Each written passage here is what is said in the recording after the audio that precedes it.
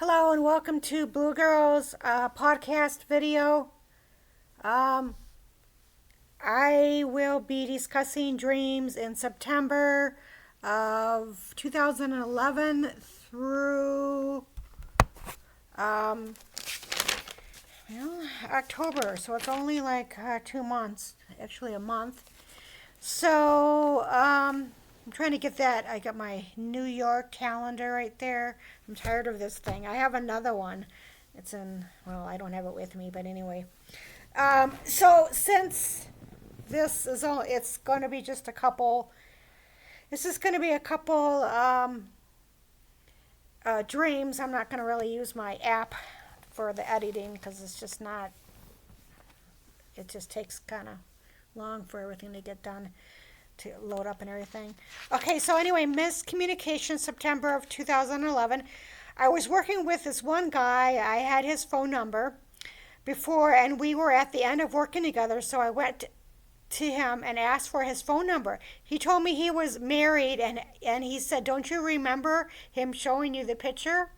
But as if I started to cry because I liked him. I told him, "I am not asking you out in case of an emergency, to see how you are doing.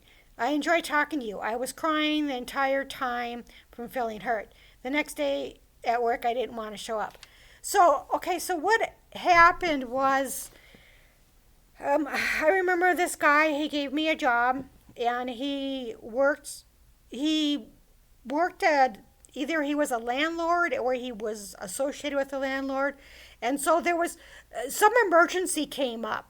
And so he was willing to help me, and he gave me a job. And I think that, well, there was a picture of, he was just married. And I remember he was married to this blonde-haired girl. He had a picture of it, of him and her, in her wedding dress. And he had it at his desk. Okay.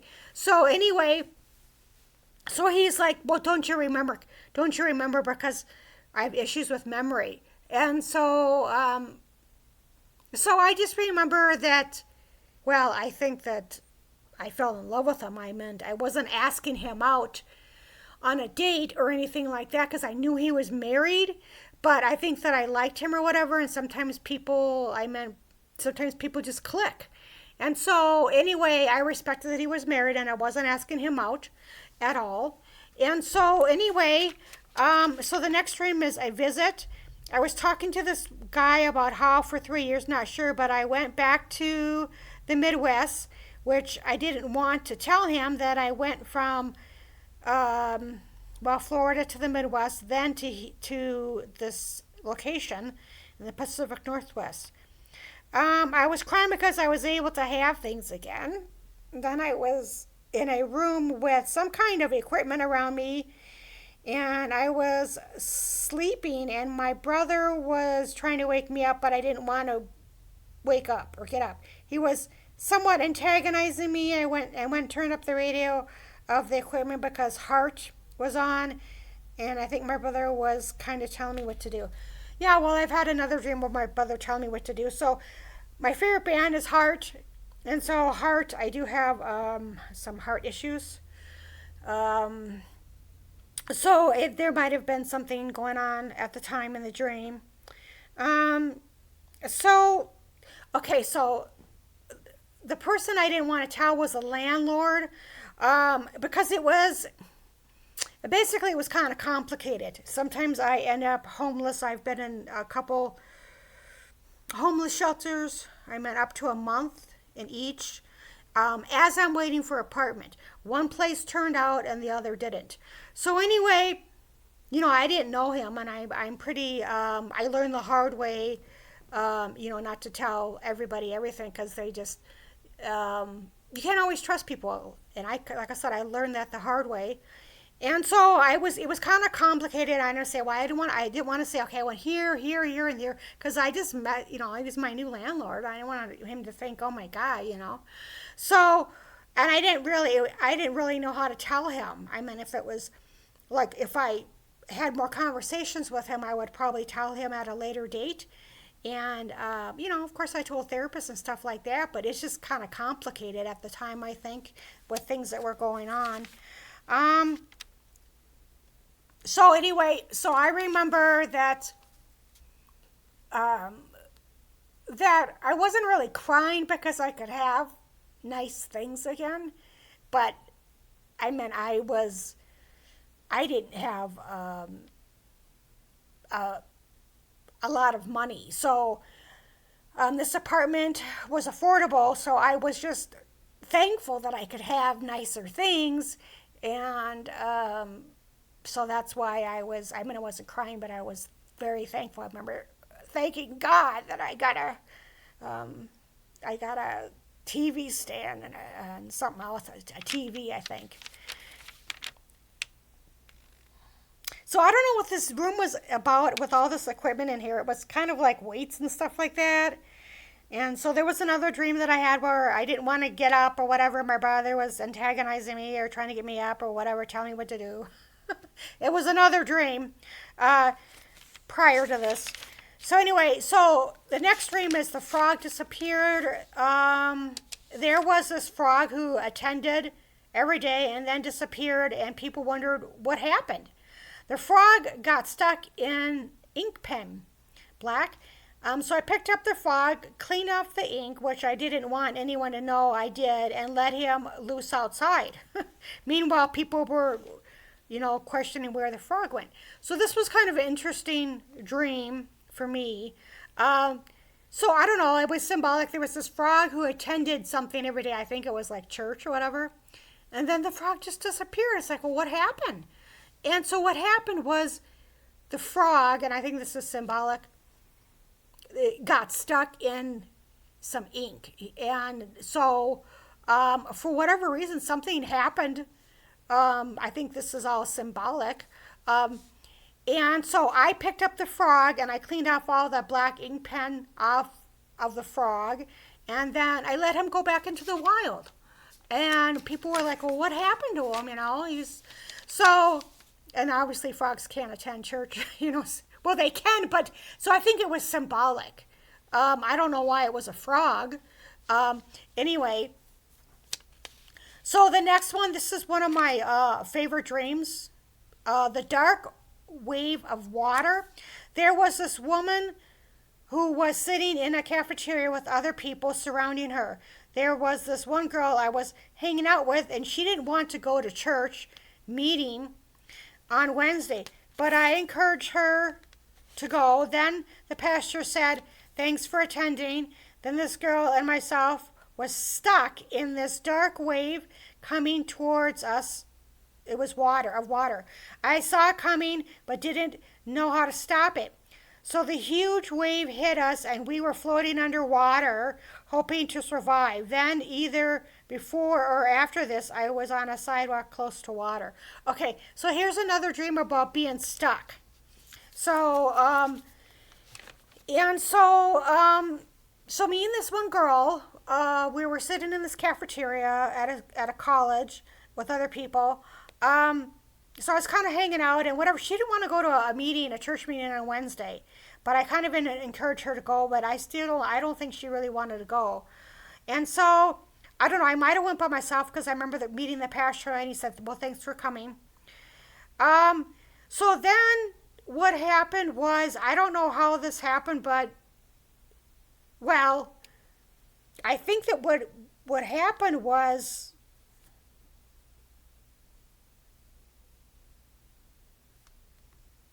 Oh, okay.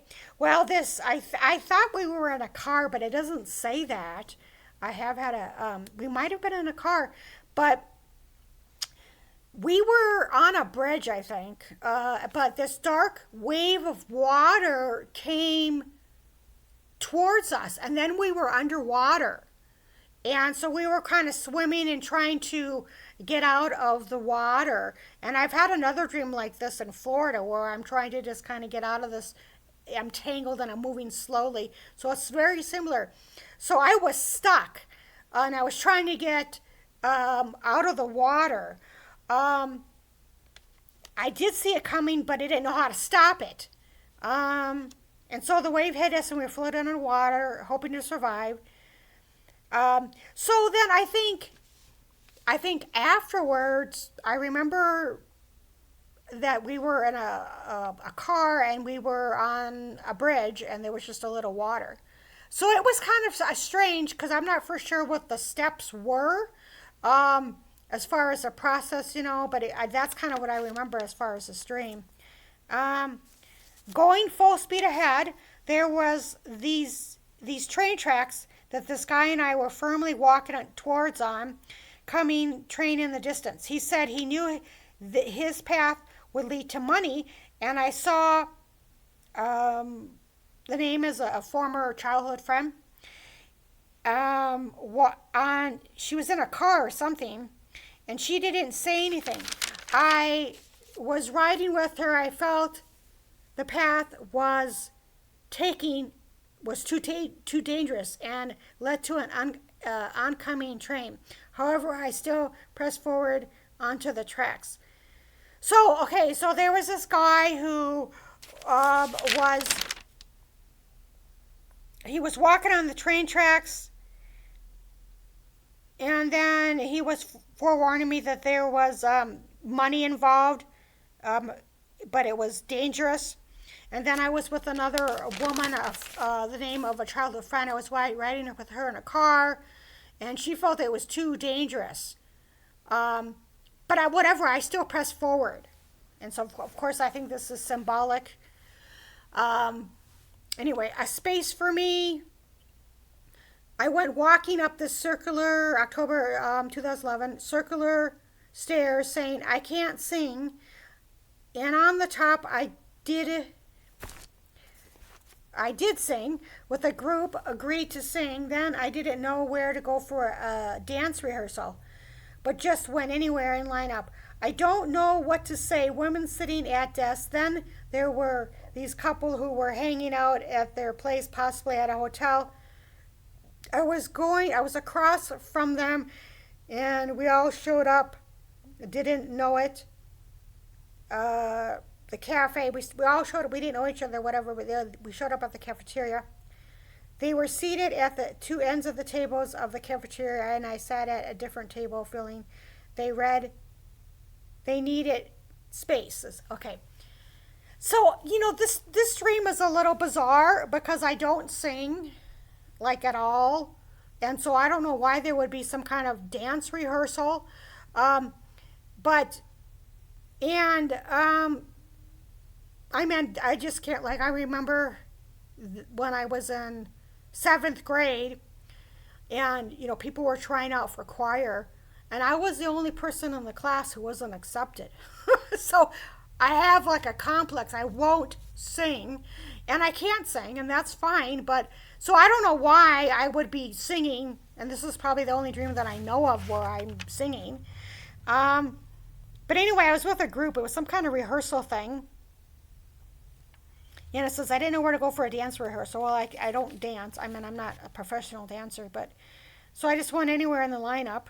Um, and the more I think about it, this could have been somebody else. I could have been at this cafeteria or wherever I was with these two people, and somebody else was going there, and this is what I witnessed. But anyway, yeah, there was a couple hanging out. I think they were at a hotel, and I remember them being at like a different table than me, and a cafeteria like at college. So that's kind of all I remember of the dream. Cleaning seaweed.